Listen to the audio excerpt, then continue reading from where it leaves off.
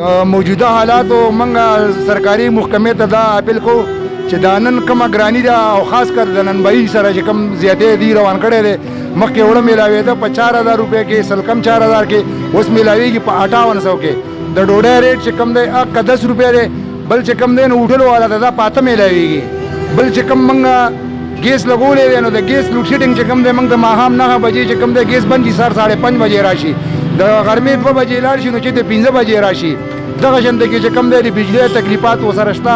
دا چې کوم دی نو دا کاغذ به موږ راوړو چې کوم دی په 30 روپۍ کیلو اوس میلاویږي چې کوم دی په 100 روپۍ کیلو ګلیکوز به راوړم ما په 50 روپۍ کیلو اوس راځي په 150 روپۍ کیلو سوډا به مې راوړم په 50 روپۍ کیلو اوس میلاویږي په 80 روپۍ کیلو په دې سره موجودګي دی کې چې کوم د سکیل سرټیفیکټ لیبر کوډ ټیکس سیوا شوی دی د دکاندار کرایه چې کوم 20000 وا نو هغه 30000 ته ورسېدله په دې کې چې کوم کاریګر موږ سره لګیو نو د هغې تنخواګانې چې کوم 400 روپۍ نو هغې 600 روپۍ ته ورسېدلو دغه شان کې حالات چې کوم دی نو مکمل د ننبهي سره دی داسې یو زیاتیت راغشتی دی لکه چې ذاتي دشمني دی د دې سره موږ خو اخره کې دومره کې تنګ شو چې دا دکانونه مو پرېږدو او دې روډونو ته به راوځو بس په ځان باندې به چې کوم دی پټرول اړو او ځان به سیزو او که داسې مرا سره نه کوي نو بس بیا په اخره کې چې کوم دی نو جهاد لویږي چې د کشمیر په باره کې د انډیا سره لږ وجنګېږو چې پته ولګي چې یاره د دې ننبهیانو څومره زور دی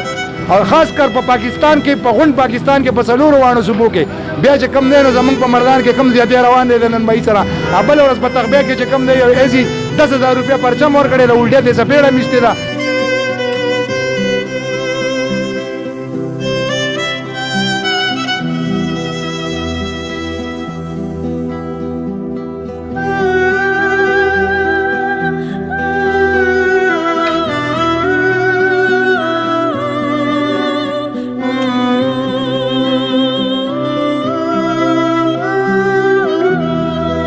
افسرانو ته زما دا اپیل دی چې ستاسو به خپل بچي وي ستاسو به خپل خاندان وي ستاسو به خپل دفتر وي ستاسو به خپل هر څه او زمونږ د بچو حق تاسو ختم کړئ چې سکول ته بدلو 15 روپۍ به مو ورکړئ که نو هغه 15 روپۍ زمونږ ختمې شوې په ځینې مردان کې ما سره 1367 دکانونه دي په دې 1367 دکانونو کې هر دکاندار له ورشه چې په دې موجوده ګیرې حالاتو کې چې کم دی 7 لکه 8 لکه 10 لکه روپۍ د هر وړو والا قرضدار دی دا په څه باندې قرضدار دی زما صوبایي ډي سي ته ذات خود د عمران خانه پورې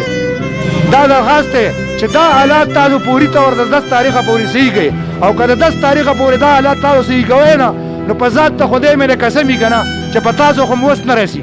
په تاسو خو م اوس نه رسي خو د خپلو ننبهیانو ته به ووایم چې دا دکانونه مه تر د هغې بند دي چې تر څو پورې چې کوم دی زما مسله نه حل شوي